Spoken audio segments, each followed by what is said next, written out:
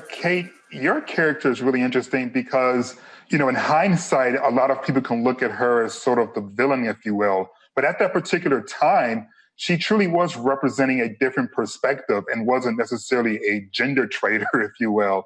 How balance within that with knowing modern eyes we're going to be looking on a character that was from decades prior? I didn't know anything about my character. I thought I knew a lot.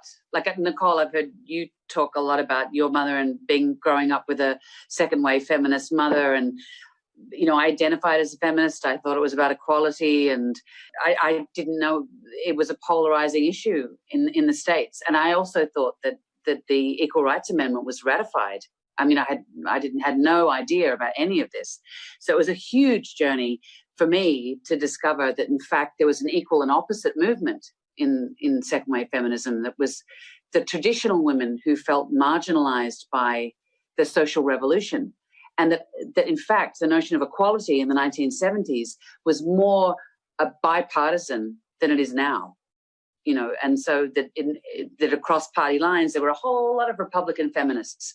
And that it was Phyllis Schlafly, who I played, who actually changed the language around feminism that my generation inherited, and that all of that kind of pejorative language around being a feminist and what our ambitions were, and the fact that if you were identified as a feminist, you were a man hater or anti-family, that actually came out of the rhetoric of Phyllis Schlafly, who was really protecting what she saw as a communist threat. So all of that stuff that I inherited as the negative kind of connotations around feminism came from her. And then, in fact, she was the outsider. She was the underdog.